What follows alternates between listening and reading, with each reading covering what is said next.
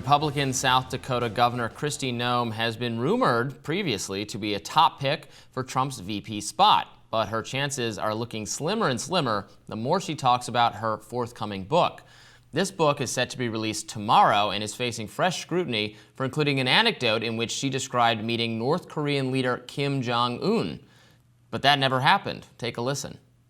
So you write about lessons learned in leadership, and you bring up some specific incidents I want to ask you about. You talk about meeting some world leaders, and one specific one, quote, "I remember when I met with North Korean dictator Kim Jong-Un.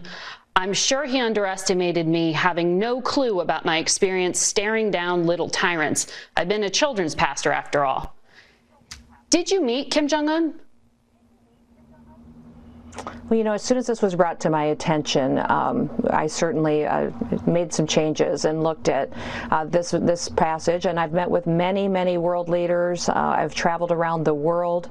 As soon as it was brought to my attention, we went forward and have made some edits. So I'm glad that this book is being released in a couple of days, and that those edits will be in place, and that people will have the updated version. So you did not meet with Kim Jong-un. That's what you're saying.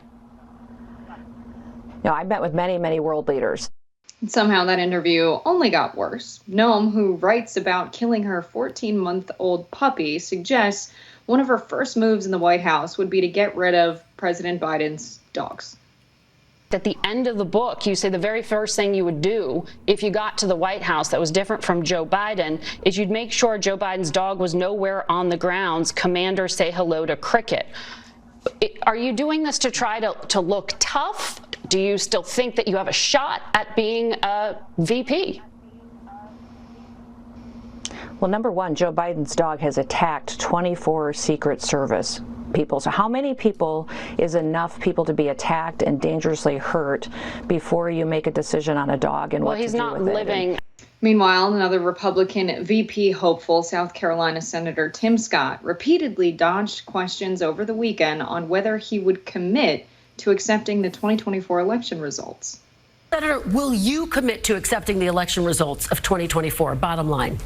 At the end of the day, the 47th president of the United States will be President Donald Trump, and I'm excited to get back to low inflation, low unemployment. Wait, Senator, yes or no? Yes or no? Will you accept the election results of 2024 no matter who wins? That is my statement. Yikes. Lots of non-answers there. Robbie, what's your reaction?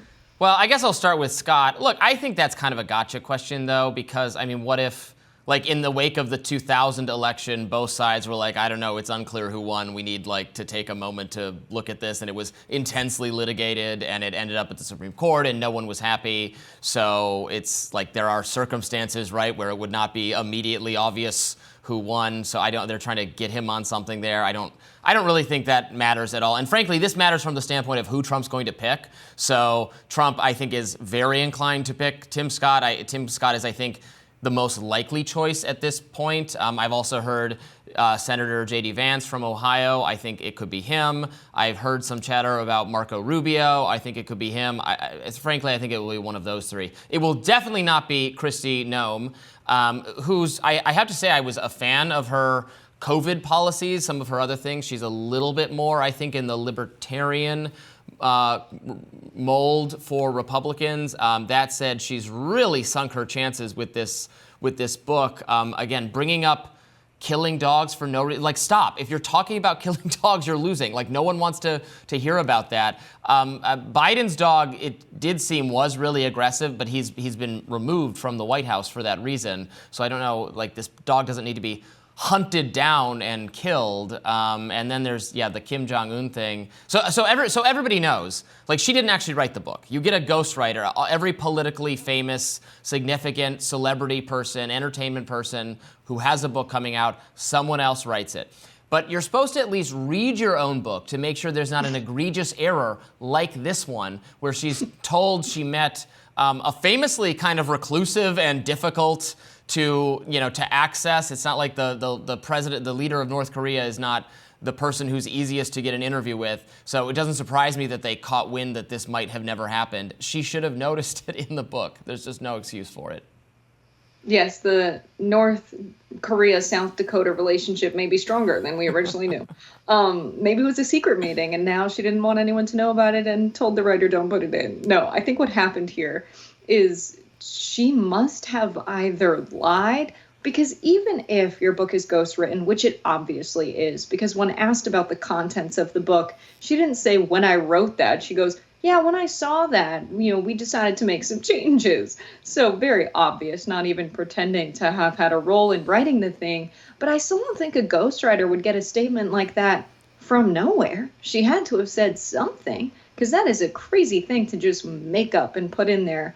But maybe the ghostwriter had it out for her, maybe got to know her, realized she was killing puppies, and was like, I'm going to get her with this book. Well, now you have me wondering if it's a Dakota-Korea confusion. You're right. There's a North and South Dakota and a North and South Korea. So maybe she was just saying she met with the leader of North Dakota, Doug Burgum, a potential VP rival. There was some Bergmentum taking place last week. I'm a big fan personally. I don't know if he has a high enough profile for the ticket. But yeah, it could be. And unlike North Korea, South Korea, where there's a good Korea and a bad Korea, North Dakota, South Dakota are both good Dakotas in my book. Yes, when she was referring to the world leader she's met, she was referring to Doug of North Dakota Robby.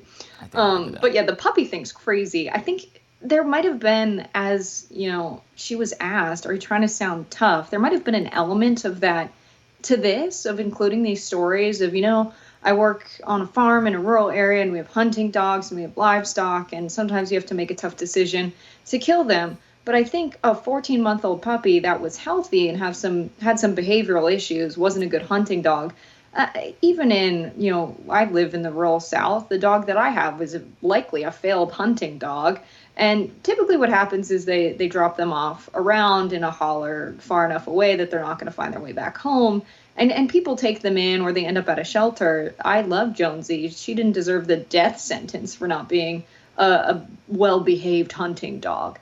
And I think that most people really love puppies in America, so just a terrible story to include. And then to say something about Biden's dog, it really does seem like she wants to kill Commander, which, again, not a popular policy position. I don't think she has what it takes to be vice president, just given how she performed in that interview. There was no accountability taken. There was no, I didn't meet Kim Jong-Un. Now we're all left to wonder, was it a secret meeting?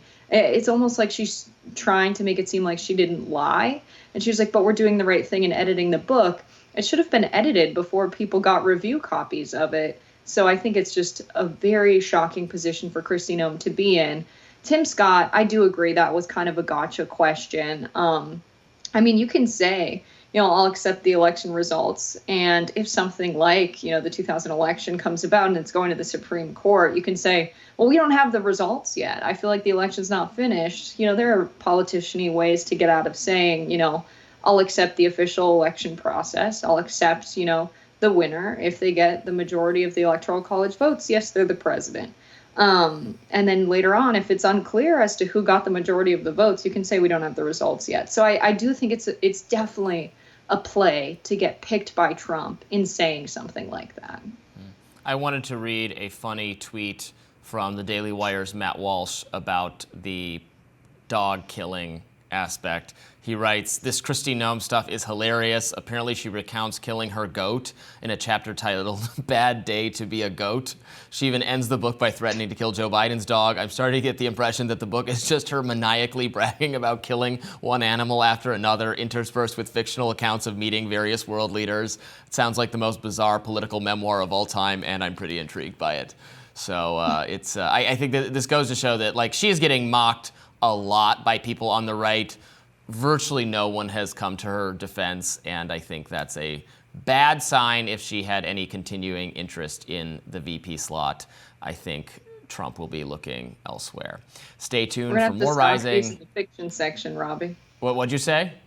The book is just going to have to be stocked in the fiction section at this point. When you're caught in such an obvious mistake, you have to just admit it. She would not literally say the words, "Yeah, that never happened." She said, "Well, I've met other world leaders, like the great international superstar Doug Burgum." More Rising right after this.